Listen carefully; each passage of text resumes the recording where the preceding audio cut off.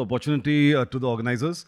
And I'm also going to bring out and highlight a fact here that as you have seen, the time has been compressed and prevention usually gets the last priority. So we are going to talk about preventive healthcare strategies and the least priority. Of course, it's before the lunch. So all that hypoglycemia would be getting to you. You'd be thinking more about the lunch than about the session as such. So this aspect of prevention healthcare strategies, it's very important to consider from the point of view that I'm just going to take a ballpark figure and say 95% of the population of India is healthy, well, unwell, whatever you may call them, but they're not in the healthcare system.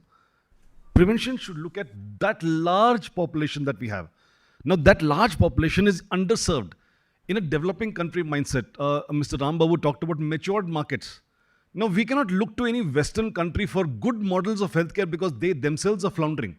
They have pathetic healthcare situations abroad in different countries. There is no one model that has worked. And I would like to ask here for all of us to introspect, not just us, the government, everyone.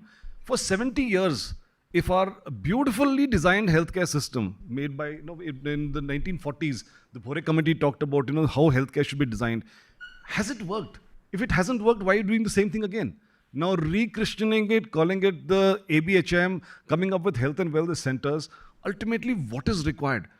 I would say, Dr. Velumani brought out so effectively the model that should be thought about. The model that can be thought about for preventive healthcare strategies at a national level at scale is essentially to follow a quasi-commercial model. How does a businessman think? How does a company function? It's all about logistics. It's about HR. It's about attention to time and efficiency. Does a government system do that? It cannot. It's inert. A government system, perforce, because of the way it functions, is inert. So my panelists here with me today, in the few minutes that the organizers have allotted to us, we would like to talk about certain aspects of this. Now, we can start that off by looking at the ecosystem. How is this ecosystem to go? So maybe what we should do first is we can ask Shubhaji. Now, the actual thing that we need to look at, these models that we look at, like for example, Shubhajit's model in West Bengal, how easily can it be replicated across the rest of the country? Now, unless when the NGOs and the people who are doing CSR projects work on it as a model form, that okay, when you're looking at reaching out to people or in a commercial form, if you don't look at replicability, if you don't look at sharing of information or making best practices, it is not going to benefit larger populations than what you would envisage. It'll remain only focused to where you are spending money. So now what I'm going to move on to asking, I'm going to ask Adarsh now, what are your views on the role of tech? When we look at the people of India, as long as we are that same, when we studied in school, we talked about sovereign, socialist, and etc., etc. Basically, as long as we have a Mai Baap Sarkar, in rural India especially, everyone's going to look at the Sarkar to do things for them. So unless the people sitting here in this room and outside, those who have influence and those who have the money, they engage with the governments to work through the government healthcare system, whatever you may talk about population will remain in sub-populations only. Because application at scale comes in when you're looking at the people in the larger context of it. So the point that I'll also add here for us, that any investigation or diagnostic technology, I know blood samples are still required, but having been a caregiver myself or being a doctor myself, it is painful to take a blood sample from a loved one. It's painful to give your own blood. Doctors usually prescribe, oh, ye test kara do, kal kara do, repeat kara do. It is so difficult, so painful, I'm telling you, hurts each time you have to draw a sample. So we need to think about non-invasive, as Adarsh was talking about. We need to think of health communication. We need to provide the people of India with reliable sources of information and not just the WhatsApp university.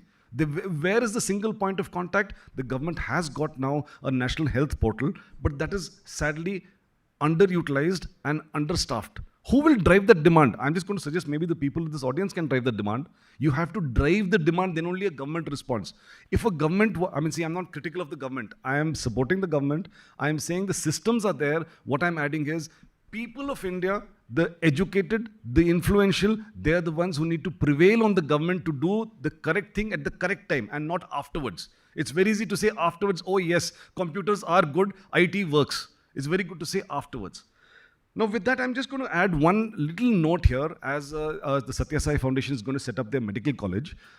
Unless we have the industry, the pharmaceutical industry, the technology industry, has academic tie-ups, not with Harvard necessarily, not with AIIMS Delhi necessarily, with regional medical colleges. We have a large network of regional medical colleges in the country. I suggest strongly that there should be academic partnerships with these various medical colleges that are there, to involve them in rural healthcare. Because medical colleges, unfortunately, function in silos. I mean, those of you who have been in medical colleges as students, as postgraduates, would know that you are only within the four walls of your college building. It's not outside. By having an industry tie-up where you're conducting research, formative research, you're developing health communication, you're developing tools, you're validating stuff. It's not clinical trials I'm talking about. I'm talking of academic partnership to bring in rigor rather than outsourcing to an agency which does it for money. So that's what I'm trying to bring about, knowledge partnerships. With that, I'm going to ask this thing, Madhav, about, as you were introduced, he's the CEO of the India Health Fund. In your view, Madhav, what you see, Dr. Velumani has already brought out the context of how tuberculosis and diabetes are going to be the future the problems that we have to deal with. What is the role of technology in this, and how would agencies who are funding, philanthropic agencies, NGOs, decide what to fund, to invest in, to work on for the greater good of people? Use that bit only which he just brought about, that technology is only as good as the people it affects and influences. So if it is restricted to a few, it's not going to benefit the greater good of the greater many. That's what as a country we should be looking at. The last aspect which I'm going to touch on right now is many of you may be aware that early diagnosis, treatment is all a part of prevention.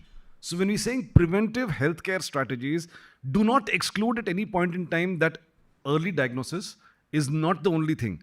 Treatment is not the only thing. Prevention also covers health promotion. It also covers general improvement of the health of people. It's like the Satya Sai foundations are doing in healthcare and nutrition, education. Health is not just one isolated issue. It's not about illness. As it was very correctly brought out by, I think Swamiji said it, it is wellness means we. I cannot stay healthy in isolation from everyone else. I have to make sure that my neighbor, my domestic assistant, my driver, or whoever I'm working with is also healthy. So health requires to be a social initiative, and prevention is not standalone. So equal amount of time needs to be devoted to looking at the other aspects of prevention and not only early diagnosis or only treatment. With that, I'm going to ask the panelists if they've got any last comments before we are also running short of time. If you can ask the audience any questions thereafter. Any comments from our panelists? So, Venugopalji, can we have a few questions if required?